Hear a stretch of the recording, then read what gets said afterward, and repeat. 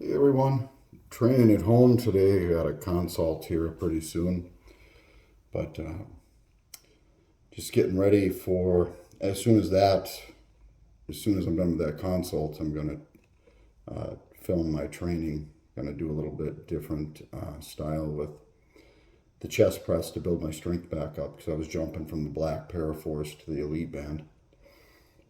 I was gonna show everybody I since I'm gonna work out within the next couple of hours.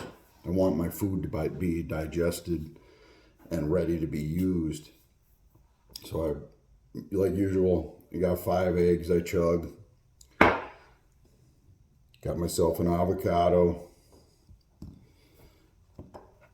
little Greek yogurt. I'm gonna, I don't know, probably have like a cup of it or something. I'm not gonna put no honey in it today because today I have been eating bits of watermelon. And god damn do I like watermelon. Excuse my French, but he'll understand. It's a good fruit. And then an hour before I work out, I take a couple Ecdygrowth, get the Humanoport benefits, and then by that time the ecdysterones are in there, and hopefully getting a little extra boost on them with the nitrogen retention and protein synthesis. What's very interesting, I'm going to expand on this, Ecdygrowth. It's from a plant, it's the ecdysterones, but it actually binds to the estrogen receptor.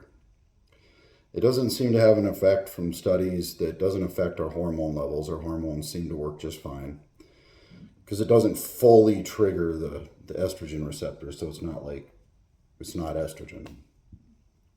But it's 100% anabolic. That's why we say in studies it shows it's as anabolic as D-bol. Now, D-bol is extremely androgenic. If a woman was to take D-bol, she would definitely get a penis clit, a deep voice, some body hair,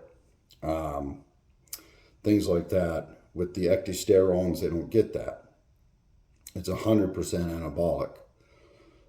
But this is something that most people don't seem to pay attention to, is obviously there's an anabolic pathway through the estrogen receptor, or else it wouldn't be able to do that. So women actually, estrogen, there's something about estrogen that actually gives them, that's triggered during training, and their estrogen gives them an anabolic response. So that's why they are able to build some muscle. They have a little bit of testosterone, but there are some sort of anabolic response coming from the estrogen, obviously, or it wouldn't be able to do that. There is a pathway through the estrogen receptor, some sort of signal that's sent that's androgenic, and it's purely androgenic. That's why women, they don't get the masculinity side effects, but they still can gain some muscle. So that's interesting to look into. But without even any studies, we know that's a proven fact. If this binds to the estrogen receptor and signals the same anabolic effect as D-bol, the estrogen receptor has an anabolic pathway. So that's interesting. So I would say it would be very important for women to keep, their estrogen levels at the top end of normal, that are training heavy, and then their testosterone levels at the top end of normal as well, without going over, so they don't get the masculinity side effects. Women that I train for, like bodybuilding, for example, I've had luck with SARMs, and one SARM was ostarine. It has an 80% affinity to bind to the androgen receptor in the muscle. So it doesn't have the affinity to bind so much to the the skin and the vocal cords and all that, the genitalia, all that sort of stuff. And women don't, using it moderately, don't get those side effects. And they would get androgenic response in the muscle, and you could really tell with women. Guys, it wasn't so apparent, because if they're on testosterone obviously is very androgenic, and, if they add a little ostrine to it, would probably see a little more, but for women, it made a really big difference. And I found a lot of women would use Anavar, but they would still, once they started using it too much, they would get the deep voices, the big clits, start getting facial hair, things like that. Their faces would get too hard. Their structure, their face would start changing. Just a couple light cycles doesn't do much, but over time, it does, So like women, and then some of these women nowadays, holy shit, they're taking testosterone, they're taking trenbolone, and I'm talking like fucking bikini girls, unbelievable, unbelievable what people don't know about drugs and what these coaches are having people do. And then these girls put their hands in these coaches and just trust them, and like, holy crap, what is wrong with you? And it's just generationally, because, these bodybuilders, they don't actually listen to fucking scientists or people that have, really dug in and put together the proper stuff. They learn from some guy that knows some stuff, but a lot of his stuff is shit. And then they expand on there with their own stuff. And pretty soon, you wouldn't believe the guys that I talk to that really believe it has to do with a certain dosage of each compound and different compounds. And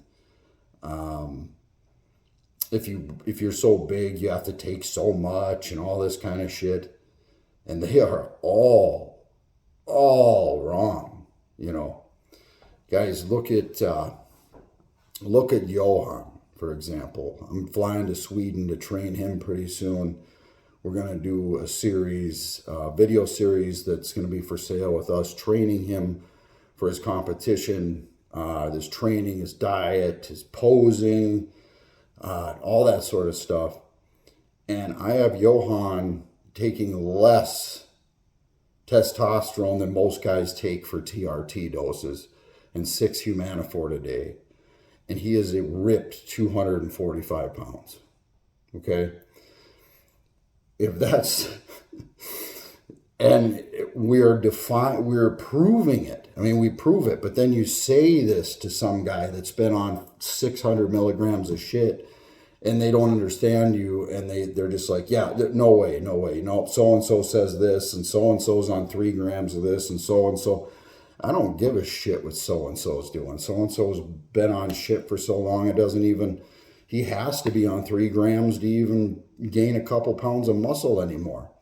Everything's so desensitized, and his SHBG levels are through the roof, His estrogen levels are through the roof. He's on AIs. His triglycerides are a nightmare. It's all a disaster. And all it would take was, I could take a guy like that, reset him in 8 weeks. He'd keep the majority of his muscle. He'd lose a bunch of water weight and shit like that. Keep the rest of his bunch of his muscle, and then put him on my protocols, and he'd start growing again. But that's for the new people. Johan and I have got some big things coming. I'm not going to talk too much about it, because I talked about it. I talked about my plans to a friend of mine, and he copied what I was going to do, and that means that I just need to keep my mouth shut and launch what we're going to do when we're going to do it. So anyway, there's my my pre-workout, and a little talk on ecdysterones and women's hormones and TRT and some guys using way too much shit. You know, I'm one, I did that. I did it. I remember trying to figure out the magic concoction and the magic dose. And, there was a time I worked with George Farah, and he had me on literally every compound basically known to man. And I could have developed the same physique on a third of the dosage and a quarter of the product. And if we would have adjusted the diet better and eaten far less carbs and more protein, I would have put on more muscle. So I've heard George has changed his ways, and I hope so. I've heard he's even reached out to Emmerich for some help with the TRT and Humanifort and things like that, and good for him. But, George, God bless his soul, I think he thought he knew he was doing back then, but, none of these coaches knew what they were doing. And, for example, Chad Nichols had that guy should have never been coaching anybody. He was a con artist and a drug addict and a drug dealer. That's all he was. So, everybody, my workout will be to come. And if you're not having a better day, start having a better day. All right? Bye.